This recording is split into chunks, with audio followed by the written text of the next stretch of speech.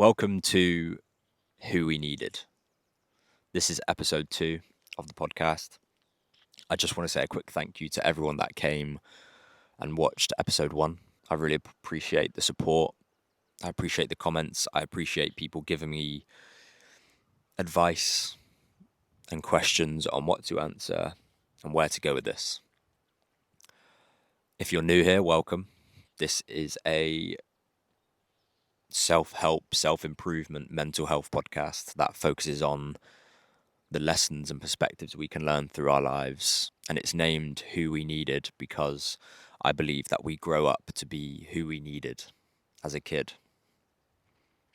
We become who we needed to teach us the lessons, to get us through the tough times when we were younger, whether that's 10 years, 15 years, 2 years, a year younger.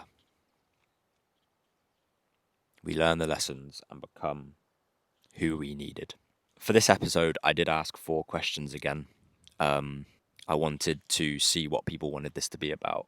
But the overriding question was, what led to me being here? How did I get to this perspective, to this mindset? What brought me here to be making mental health content online? So I want to get this one done once because I don't want to keep banging on about myself or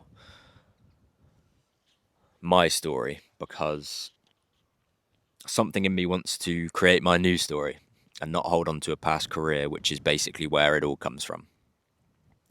So I'll give you the quick context. I grew up wanting to be a footballer my whole life. I cannot remember ever wanting anything else. As soon as I could walk, I was kicking a ball. I didn't have a teddy as a kid. I had a little ball that my dad gave me. I would always run home from school just to go back out and play football. I would get to school early to play football. I would do everything I could to play football every second of the day. And it's all I ever wanted for my life. And quite early on, I became quite good. My dad was my coach, probably the best coach I've ever had. He taught me most of the things I know. I played a few age groups up when I was younger, and I was doing well. So I was on my way to that dream. I played for Torquay United, which is not very local to me, but pretty local, an academy with some very good players in it. Whilst I was there, I did quite well. At about 13 or 14, I was training with the under-18s, the lads that got paid to play, the people that had first started out. It was their job to play football, which to me was a dream. And then pretty soon I had my first setback. Torquay decided that they didn't want their youth teams anymore. They got rid of all the youngsters and decided to focus on the first team. And for about 2 weeks, my life felt like it was over. Because for 2 weeks, I thought that I was no longer going to be a footballer. I thought that I'd wasted all that time building a profile at Torquay United as one of the young, good players. And I say for 2 weeks because pretty soon after that, I got my dream phone call. Well, I didn't receive it. My dad did. I was only 14 or 15. But my dad came into my room and said, "You won't be going on work experience. You will be going to Southampton Football Club for a trial." Amongst a few others, I went to Exeter and Fulham. And as a lad that played for Torquay, a relatively struggling club that didn't have a lot of money, to go to Fulham's training ground with all these superstars and then to ultimately go to Southampton, where I felt like I was in heaven, in footballing heaven. I'd go in every day and it was just like amazing. But I'll start from the beginning. I go on trial, and at this point, I was still not the most confident, not the loudest, not the most stand-up person. I was still quiet and nervous and shy. So driving 3 hours away from where I live with my mum and dad on a Saturday to play a trial game was pretty daunting for me. And nobody knew I was going because I didn't want to be over the top. I didn't want to be big time about it. So I just headed up there, and the chances were that we were playing the trial game against Plymouth Argyle. Plymouth is where I live. So I was playing against lads that I knew, and they didn't know I was going to be there. but I was. Um, I want to quickly preference. I'm going to keep this bit relatively short because I want to talk about the mindset stuff a little bit more. But basically, I did well. I signed for Southampton for a year, um, and in that year, I did well. Played a few different positions, adapted. I moved away part time. I would go to school on a Monday, then head up to Southampton, train on a Tuesday, Wednesday, and Thursday, head back on a Friday, and then head back up to Southampton on a Saturday for the game. And it was very full on. At 15 years old, 15, 16 years old, I was basically a full time footballer. I went to school twice a week. But away from that, I trained. Every second I could, I dedicated to football. I worked as hard as I could. I tried to eat the right things, do the right things. I didn't do much other than play football. I kind of left my social life behind when I did that because I knew what sort of chance I had. And in that first year that I was there, you're battling out for scholarship contracts. So, contracts to be full time footballers, to be paid to play football. And one of the lads, Will, who became a very good mate of mine, who still now plays for Southampton in the first team, played in the Premier League last year. He's absolutely smashing it. But he was my midfield partner. And he got offered his scholarship before I did, and I thought that was my chance gone. I thought he got the contract. But I didn't realise that at Southampton, money wasn't a struggle like it was at Torquay, and they could give as many of us contracts as they really liked. So for about a month, I battled away. I battled in my own head that maybe I wasn't going to get a contract. Maybe this wasn't for me. Maybe I was going to have to find something else to do. And then we had our meeting. I had an agent at the time, and my dad was there, and I got offered a scholarship. I want to say now that I'll probably get quite emotional during this. I'm already a bit choked up thinking about it. So I knew this one was going to be tough, a tough podcast to record. But yeah, if you could bear with me on that. I don't really want to be sat here in public crying, but I probably will. So yeah, I signed my contract. My dad came up with me. I got changed in the car on the way up into my suit, and I signed my first football contract. And honestly, I felt like a lot of my dreams had came true. I had worked all my life to get to that point. I had spent endless hours training, playing, doing the right things, not going to parties, not drinking, not going out all the time, not spending late nights out at the skate park or at the park. I dedicated a lot of my time, and it felt like that day I got somewhere. Mentally, I realised that maybe I could do this. And it helped me grow confidence. It helped me believe in myself. It helped me feel like the dream I'd always wanted maybe could come true. So I signed that contract. I came back home. I did my GCSEs, which honestly, if I wasn't at Southampton, I probably wouldn't have done as well in, because they pushed me. They made sure that we focused on that. We focused on education and becoming a good person, not just a good footballer. So yeah, I did my GCSEs. I finished my last GCSE. I remember it was on the 27th of whatever month it would have been. It was a history exam. And then everyone else in my year went on to have the best summer of their lives, 6 weeks off before they started their apprenticeships or they started their sixth form or whatever it was. But I finished on Friday the 27th. Can't remember what month it is, but on the 27th, I walked out of my last exam, and on the 1st, so I think just after the weekend, I moved or started my scholarship at Southampton.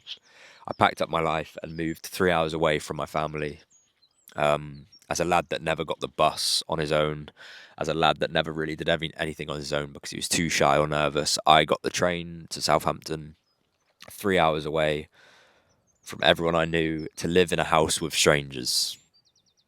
They're obviously employees of the club, but you stay in a host family with strangers that I had never met before, and I was starting my new life. Part of my dream had came true. I was training every day. I was working harder than I had ever worked with some of the best footballers that I had ever seen. Some lads that I had been idolising on Instagram for years, because you know about the lads that are your age that are doing well, that are playing for England or playing for the under 18s or the first team or whatever it is. But that was a big step in my journey to become closer to my dream. And I have to say, for the most of it, that was the perfect experience. I grew as a person. I learned a lot about myself, about dedication, about hard work, about respect. But I also lost a bit of myself. I was constantly anxious about whether I was doing enough, whether I was doing well enough. I lost my social life. I think the most social thing I did would probably go to Nando's maybe once a month maximum. I had some very, very good friends within the football club, but we all just wanted to be the best footballer we could. And that meant sacrificing the social life that we may have. I spent every day worrying about how I was playing, what the managers thought of me, whether I was going to make it. And I stopped believing that I was going to make it, and I started to worry if I was. I started to worry if I was good enough. I started to worry if other players were better than me. But alongside that, I was doing well. I went away and played a couple age groups above. I had a very senior member of staff tell me that I was doing really well and that I should smile, and I think that sums up my experience. I basically spent my whole football career overachieving and underbelieving in myself. I was doing amazingly.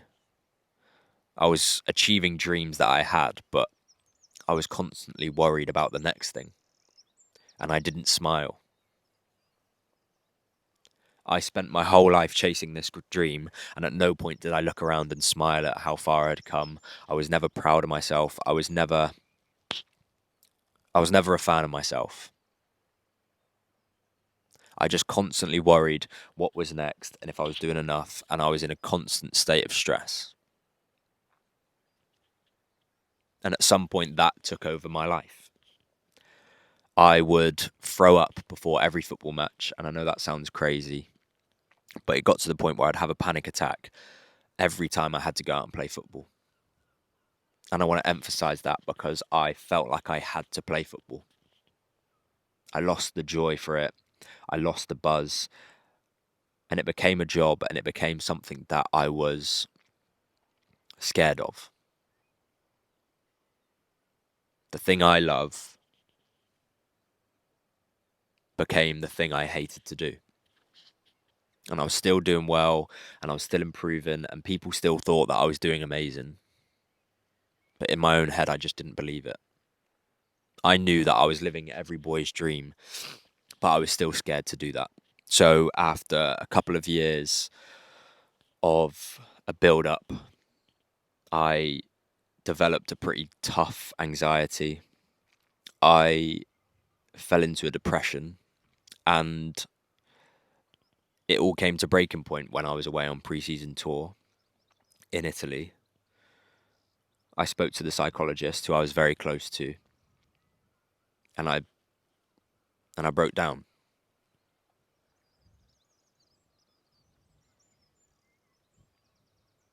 I broke down and I told her that I don't think I could do this anymore and that it was draining me.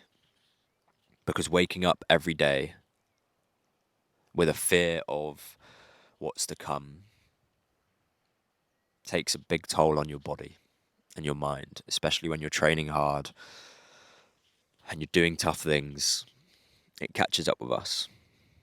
So after some very, very tough conversations with my psychologist, with the manager at the football club, with the staff that had been so close to me, I decided that I was going to move home and that I was going to have 6 months of playing for a team back here on loan whilst I tried to figure out what I wanted to do. And I think I always told people that I fell out of love with football and that I no longer wanted to be a footballer, but I think the honest truth is that I just fell out of love with the feeling that football gave me now. My perspective had changed in the pressure and the intensity of a professional environment.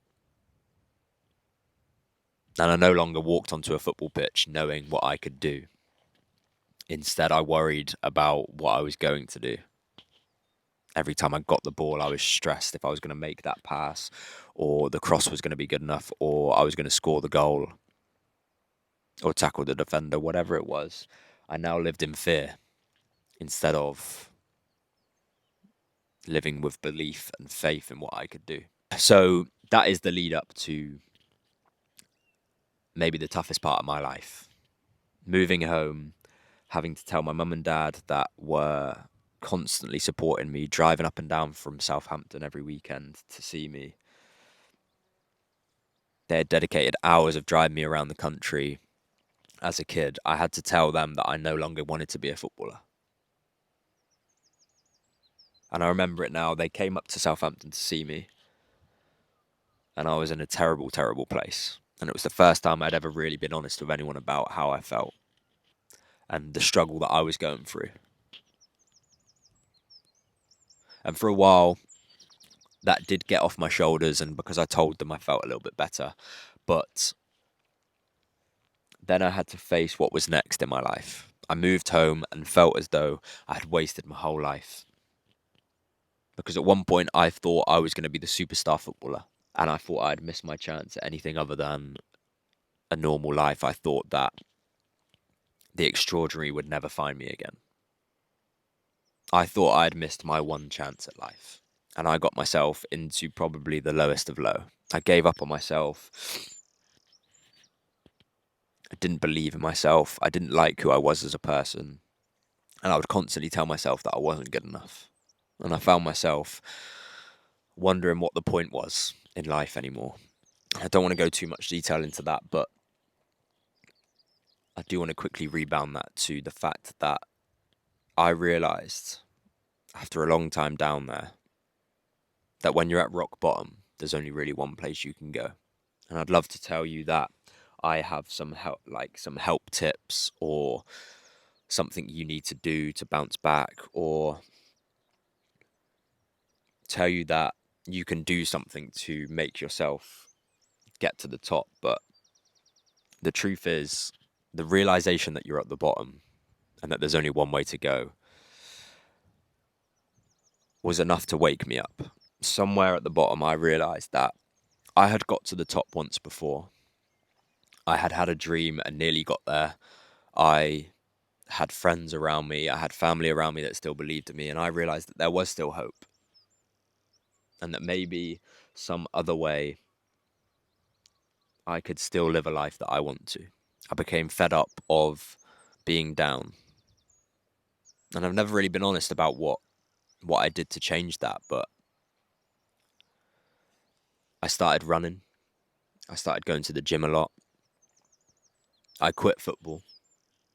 And I know we say that quit is such a bad word, but I was playing non-league football for a while and I just stopped because I didn't feel like constantly chasing the thing that had got me to that low point was going to do any good.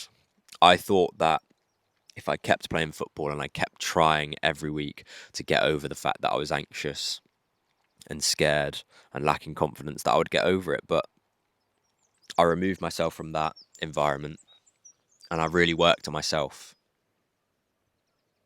I lost people close to me because I was selfish. I would get up, go to the gym, I would eat right.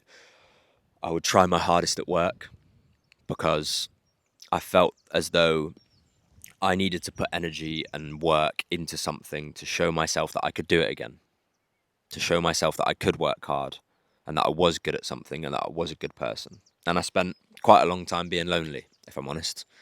I spent a long time being lonely, figuring out who I was now that I wasn't the footballer. Because that was a tough identity change when everyone knew me as this amazing footballer, even though none of them watched me play. They just heard that I played for Southampton and that made me amazing, and everyone thought that I was living the dream. And I was Harrison. Oh, you're the footballer. You're the one that plays for Southampton. But now that had gone, I needed to figure out who I was. And like I said, I was at the rock bottom. So I had a chance to build my life again. And I guess that's a message to you too. Not one that I meant to share, but if you feel low, if you feel lost, if you feel like a dream's got away from you, or life's not quite going the way you want to, you get to build your life however you want it. And I think that's something I realized at the bottom.